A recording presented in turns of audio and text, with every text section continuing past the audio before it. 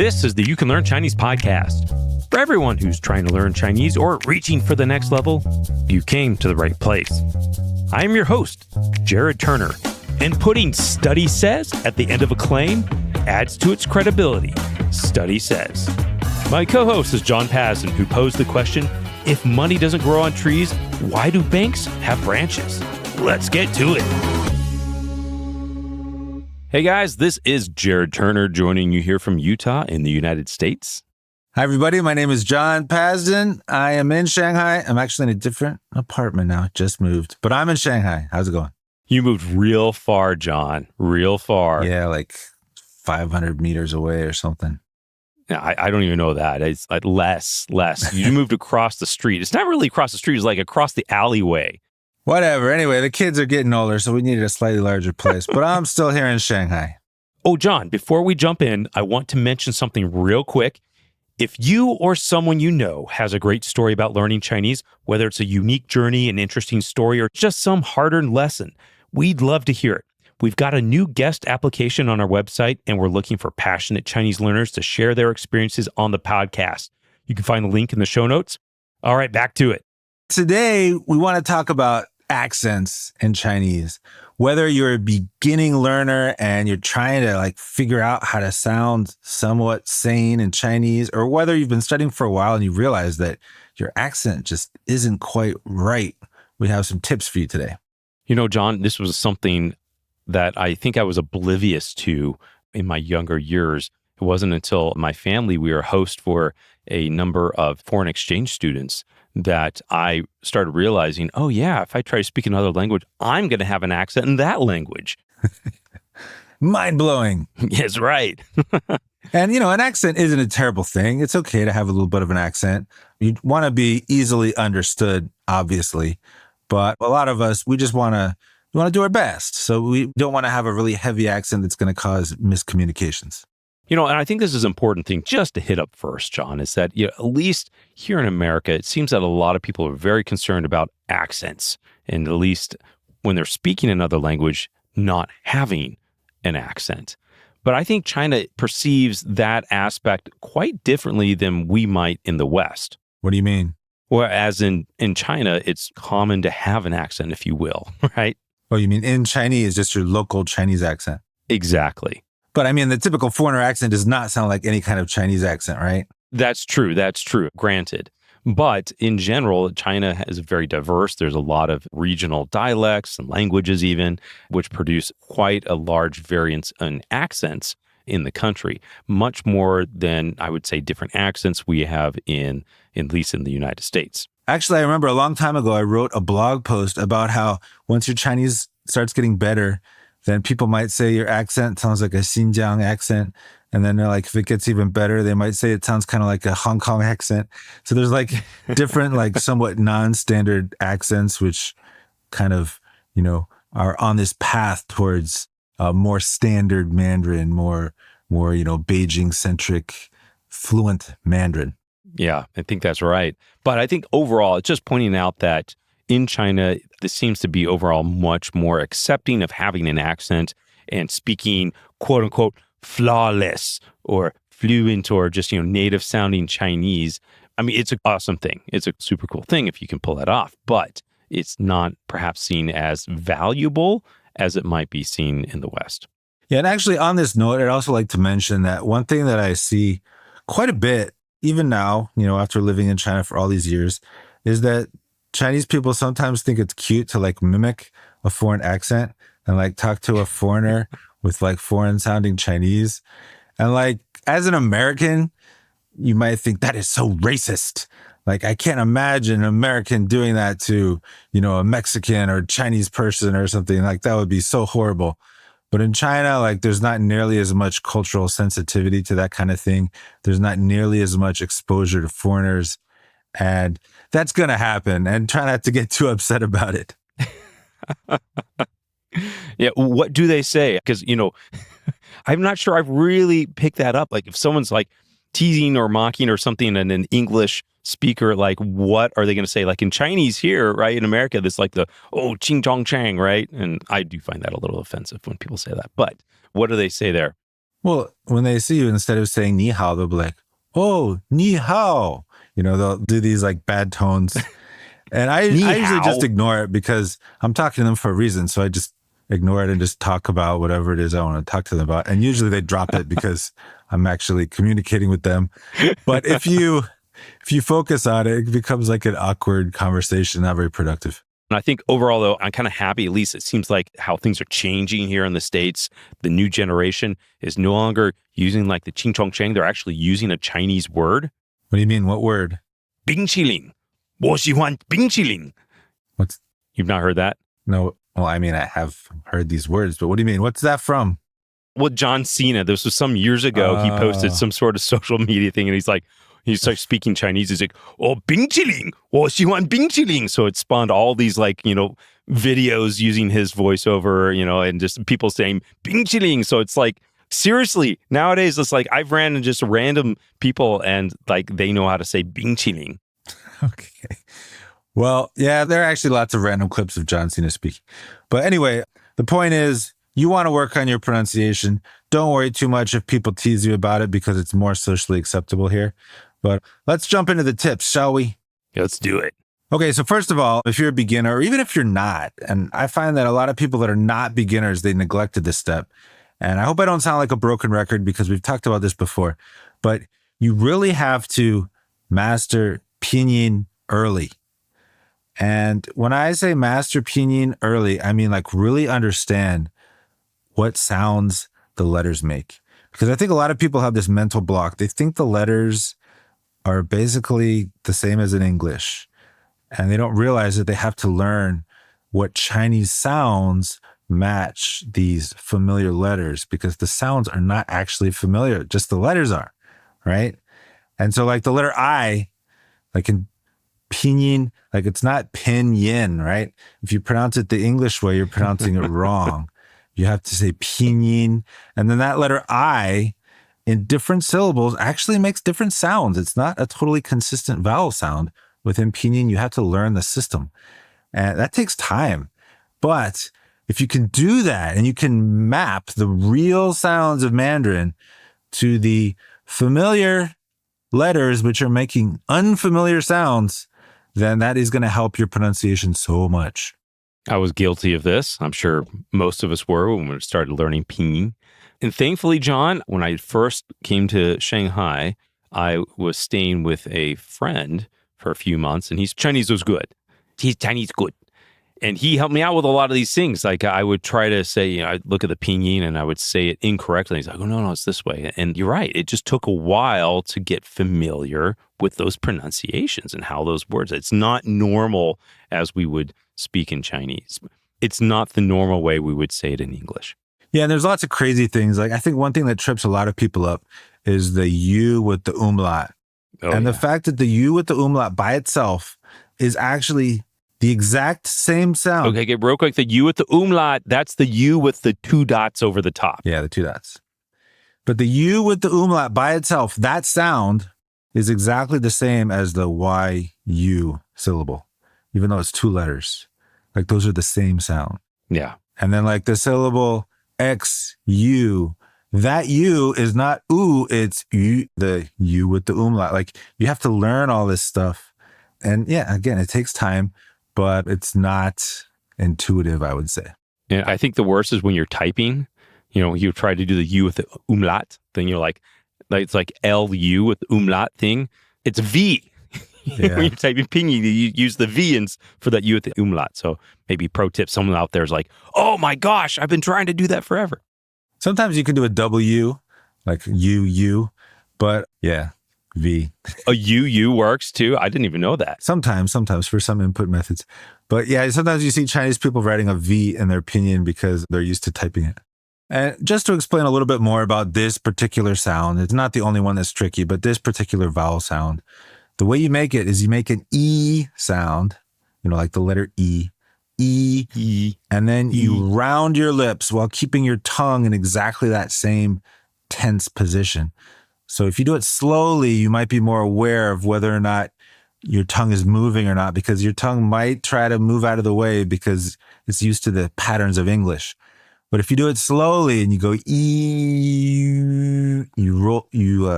you slowly round your lips. The that makes the u with the umlaut sound, and that takes practice. Okay, I'm going to try it, John. So, e. There we go. No, you. Yeah, so that's one of those sounds that we do not have in English. Like German, French have something similar, but English we don't.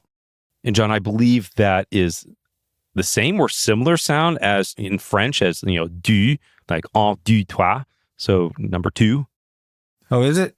Yeah, I know that sound exists in French, but I don't really know French, so I don't know like which words or whatever it is. Yeah, deux, du. I believe it's, who knows? We need to get, someone who knows a little more French, I guess, but. All right, so if you're French, this should be easier for you. But if you're a native English speaker and you don't have some kind of bilingual advantage, you're going to need to take some time to master this sound. And this is something that I've worked on a lot over the years with lots of different clients. And we have resources online in the Chinese Pronunciation Wiki, when we have, different recordings and videos and stuff like that to help people like really get comfortable with these sounds. And it's important to do it. John, one sound that I had a lot of trouble with when I was learning, and I feel like sometimes I still have a hard time with this, is the R. It's not ren. It's not like an R that you know, most likely. Yeah, Zhongguo ren. I feel like every language has a different R. Like the American R is quite different from, the Spanish R, the Russian R, the Japanese R, and the Mandarin R is quite different too. Yeah, the English R is very hard. It's very R. We're like a bunch of pirates over here or something. But the R is very different. It's weird. I think, John, something that also threw me off was like when you just say the R, you're trying to just get that R sound. It's right? Versus when they say it fast, it's kind of different. Yeah, and that's something that's going to take practice to get to that point. But actually that zh sound, like in the word measure, that buzzy zh sound, that's the closest sound we have in English to the Chinese R. And we don't think of that as an R, but the Chinese R is sometimes buzzy, like that zh sound. So when you hear someone say the word for person, ren, sometimes they say it kind of buzzy, like ren. And then sometimes they say it less buzzy, like ren. And you'll hear both, and they're both correct, and they're both normal. But it's the buzzy one, because it's so similar to like the zh sound, that is kind of your way in to learning how to make a sound that's like what native speakers say. John, I wish I would have asked you that years ago. Measure. I didn't know that. I did not know that. Yeah. My R had improved lots between when I started now, but that's a great tip. Well, I was saying just like ren, the American R for years, because everyone understands it. I'm sure it sounded like an American accent or some foreign accent to the Chinese ears, but it wasn't creating any problems with communication. However, when I would try to say like Japan, I'd be like, ribbon, and you have to go, ribbon, and like that, like to say that correctly, you really have to learn the R, that R-I, and there was no way around it. So, when I discover these pronunciation blocks, I just have to keep banging my head against that wall until I figure out how to flip over it. Okay, John, while we're on the subject of R, there's a slight pet peeve of mine, and it's the sure. 我是美国人. Okay, no, that's real bad, but this is 我是, that people saying, 是, throwing that R on the end of sh. Why is that a pet peeve? Because let me tell you, that sounds a lot better than saying she. 我是. Well, yes, it does. But come on, that one's an easy to fix. 我是.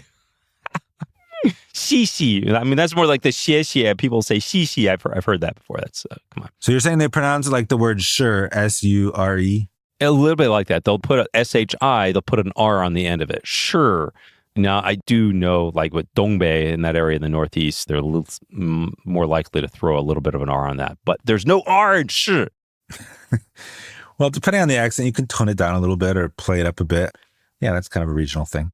Yeah. I guess part of my pet peeve is that I think that's a real common American accent thing. English speakers are much more likely to throw that hard R on the end of sh.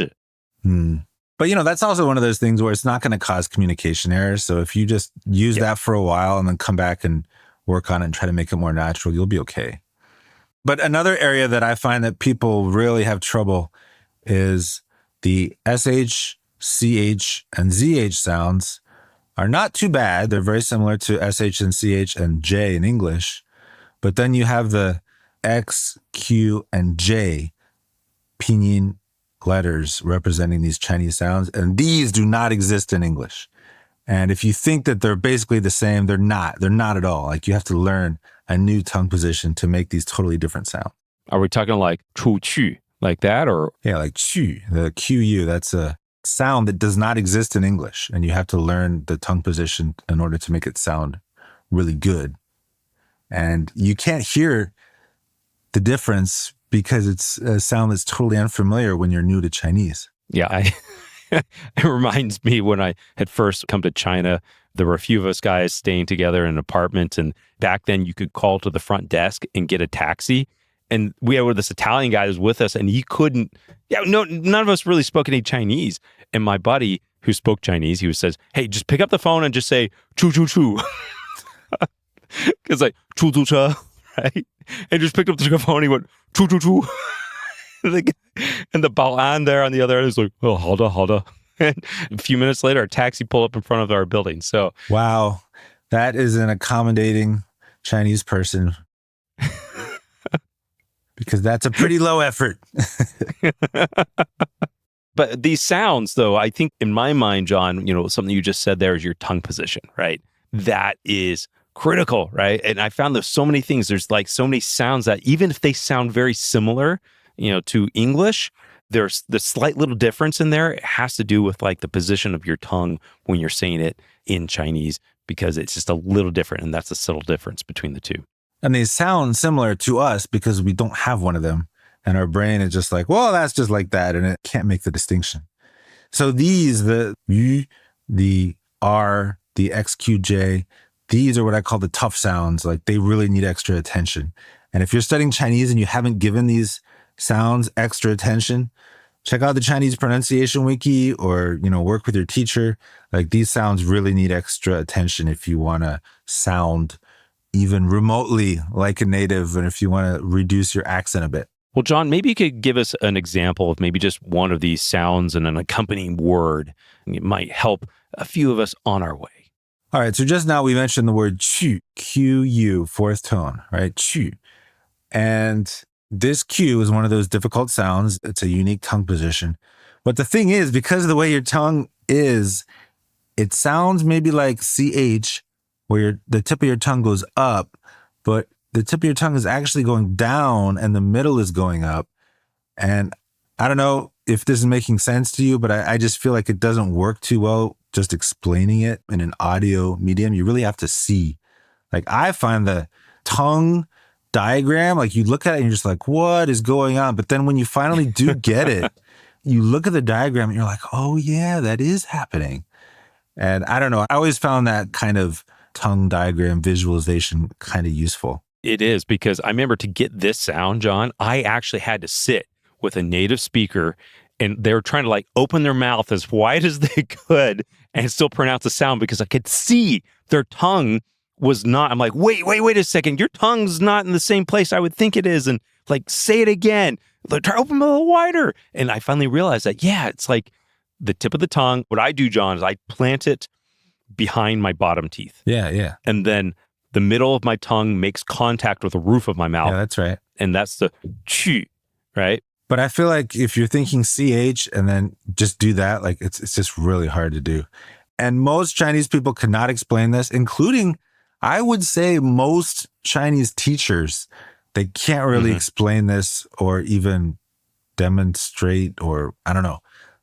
They're just like, look at me, do this. And then you can't really tell what their tongue is doing, right?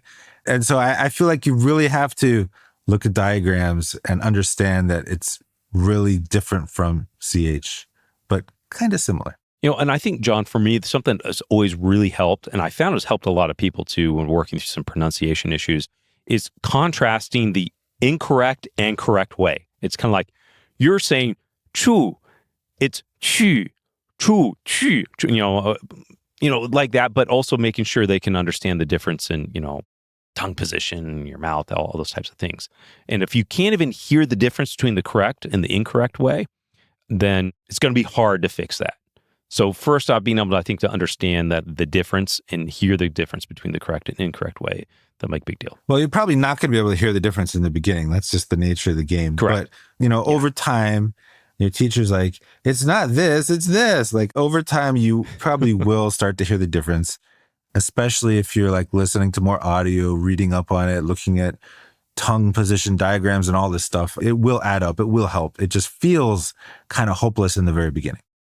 Okay, and I also want to say a few things about tones. I mean, we all know that tones are difficult. Tones take practice. I hope you know that tones are like a long-term thing. You're not just going to put in 2 solid weeks of hard work and master tones. It takes longer than that. But it's also good to know that there are certain things that happen that are natural, and they're confusing when they're happening, but a lot of us go through it. So an example of that would be the tone swap error. I remember I was living in China for, I think, about 1.5 years, and I thought my tones were pretty good. And people would ask me where I was from, and, so I'd tell them the USA. So the word for the USA is 美国. But for a long time, I was actually saying 美国. So instead of saying third tone, second tone, I was actually saying second tone, third tone. So I was saying 美国when I should be saying 美国, third tone, second tone. And I thought I was saying it right, but I was saying it wrong. And I could handle third and second tones by themselves, but something about putting them together, even though it was a very familiar word to me and I knew what the tones were supposed to be, I was just getting it wrong for quite a while. Now, I believe this was the subject of your master's thesis, yes? Yeah, actually, it was this experience which inspired me to study like the tone pairs that give foreigners trouble and like relative difficulty.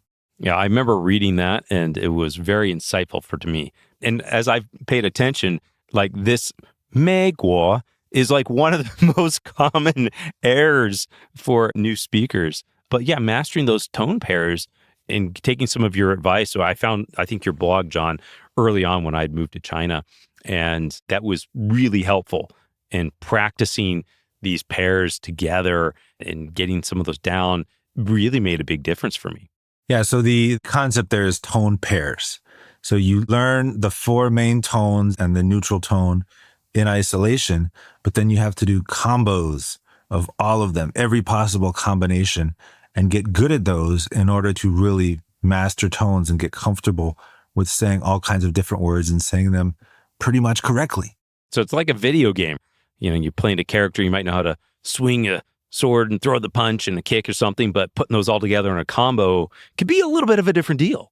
Well, actually, this is one of the things that I learned in my master's thesis experiment was that familiarity with certain tone pairs did not guarantee correctness with like different words of the same tone pair. So for example, in my experiment, we had French people and Americans.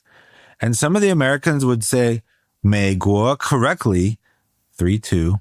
But when they tried to say France, 法国, they would say 法国, like they'd do the tone pair swap. And then the French would do the opposite. They'd say 法国 correctly, but when they tried to say America, they'd say 美国 instead of 美国. And so, the more familiar words, they were more likely to get the tone pair right. And so the big takeaway from that for me was that you really got to practice these tone pairs on lots of different words to get really familiar with them. And, that's what kids do too. So it shouldn't be that shocking that it takes practice, but to me, it was just continually having these new lessons in humility. Like you just really got to spend time working on the pronunciation, but it is fun too, right? That's right. And, I got to put a word in there for anyone who's listening to this out there.